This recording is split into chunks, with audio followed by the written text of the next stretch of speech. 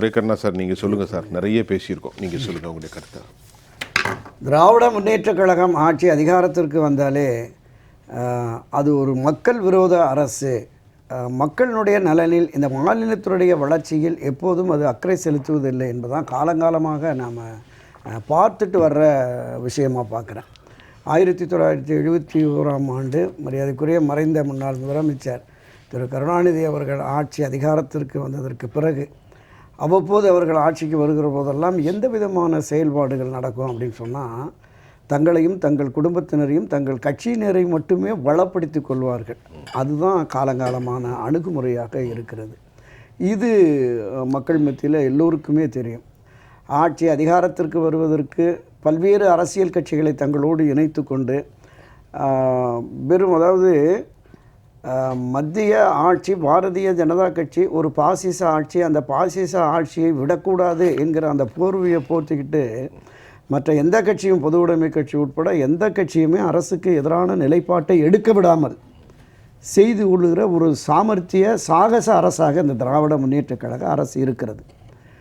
இன்றைக்கு மரியாதைக்குரிய திருமதி வி.கே. சசிகலா அவர்களுடைய அந்த பேட்டியை பார்த்தேன். இதுவரையிலுமான அவருடைய அறிக்கை, பேட்டி, அதை விடவும் இதில் ஒரு தீவிரத்தன்மை இருந்தது. நிச்சயமாக மரியாதைக்குரிய மறைந்த முன்னாள் முதலமைச்சர் அம்மா செல்வி ஜெயலலிதா அவர்களுடைய அந்த கோபாவேசம் கண்டிப்பாக நான் இந்த பேட்டியில் பார்த்தேன்.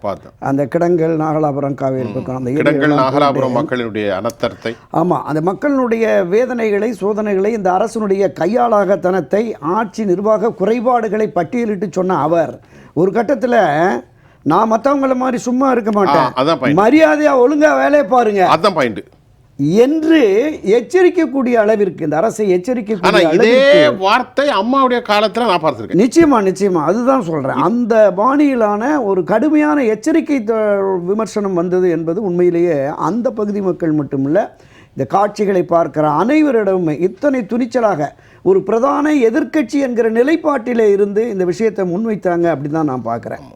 ஏன்னா நீங்கள் பல காலங்காலமாக இடிப்பார் இல்லா ஏமரா மன்னன், கெடுப்பார் இல்லானும் கெடும் அப்படிங்கிற மாதிரி இருக்குது.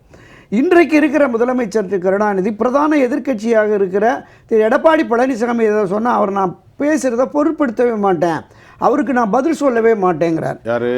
திரு ஸ்டாலின் அவர்கள் எதிர்க்கட்சி தலைவர் சொல்கிறதுக்கு நான் அவருடைய பதிலளிக்கவே மாட்டேன், அவரை கடந்து போயிடுவேன், அவர் சொல்கிற கருத்தை நான் ஏற்றுக்கிறதே இல்லை அப்படிங்கிற மாதிரி சொல்கிறார். சரி, இன்னொரு பெரியவர் பாமகவில் மருத்துவர் ராமதாஸ் இந்த அரசுக்கு, இந்த மக்களுக்கு ஏதாவது ஒரு ஆலோசனை அல்லது அறிவுரை சொல்கிற மாதிரியோ அல்லது அரசனுடைய தவறுகளை சுட்டி காட்டுகிற விதமாகவோ ஒரு அறிக்கை வந்தனா அவருக்கு வேறு வேலையே இல்லை, அறிக்கை தான் விடுவார் அப்படிங்கிறார். இந்த போக்கு இருக்குல்ல, இது ஒருவித திமிர்வாதம் அப்படிங்கிறது. திமிர்வாதம்னா ஒன்று கேட்குறேன், பாசிசன்னா என்ன?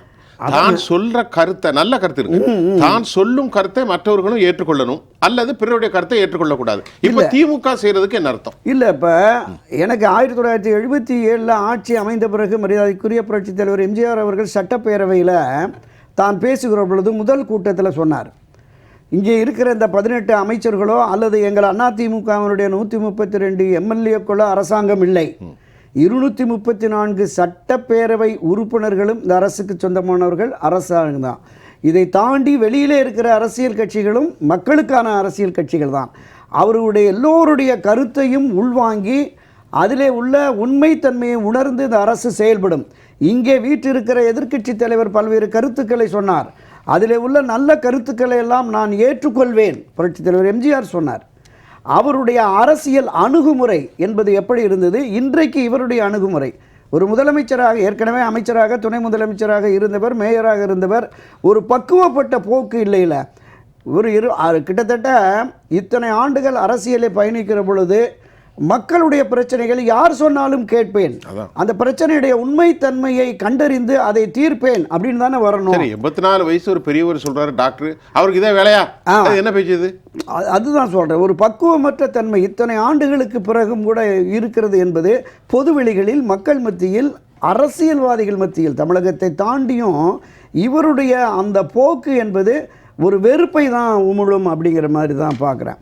அதே மாதிரி திருமதி வி.கே. சசிகலா அவர்கள் இன்றைக்கு நேற்றைக்கு நான் வருகிற பொழுதே பார்த்தேன், மிக மோசமாக இந்த சூழல் இருந்தது.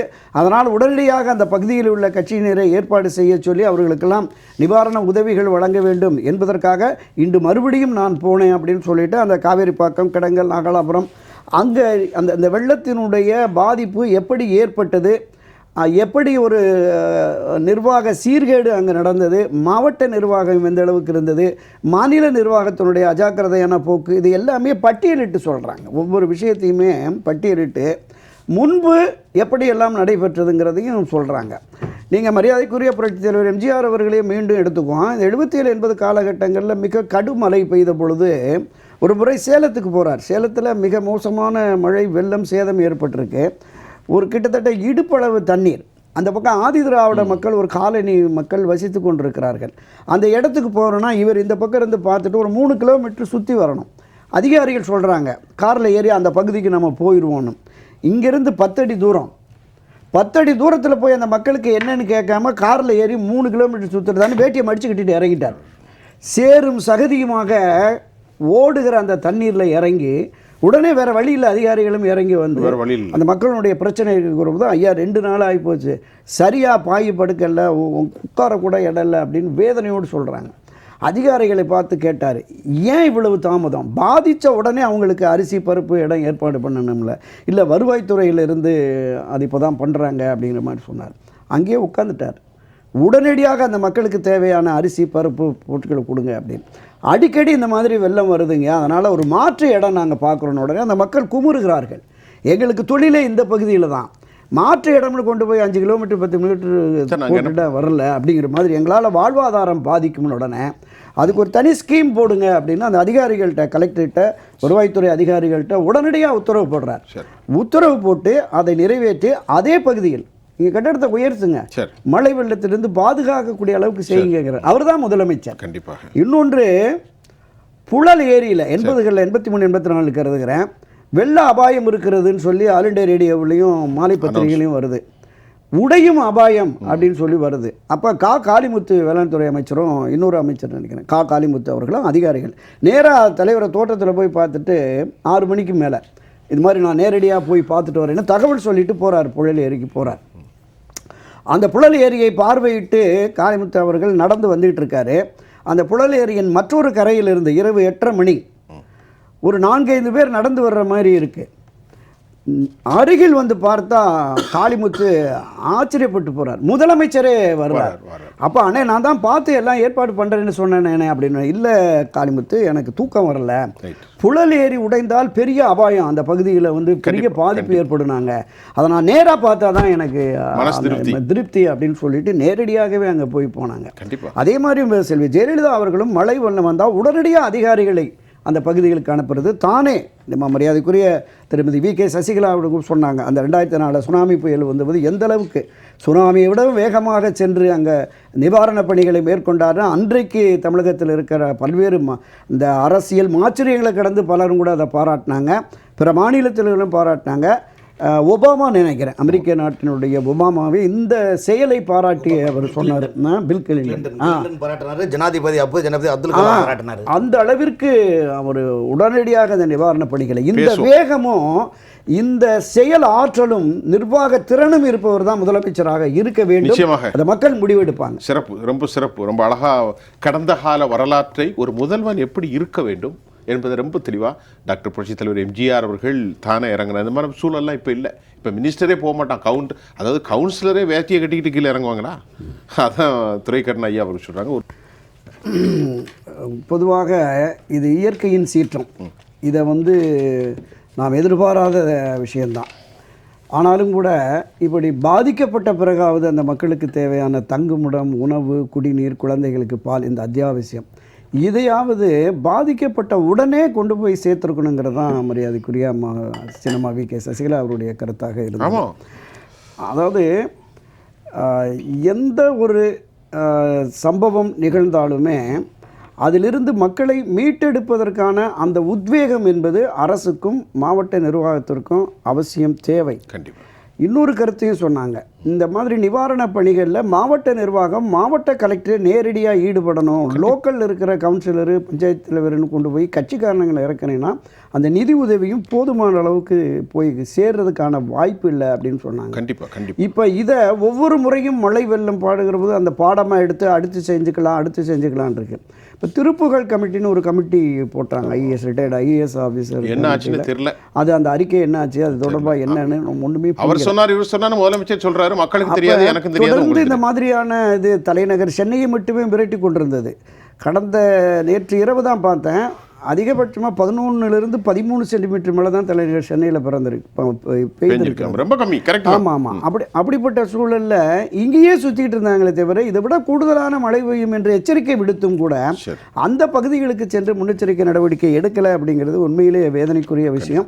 இதைத்தான் திருமதி வி.கே. சசிகலா அவர்கள் சுட்டிக்காட்டி 2026 நிச்சயம் திராவிட முன்னேற்ற கழகம் ஆட்சி அதிகாரத்திற்கு வருவது வாய்ப்பில்லைனார்.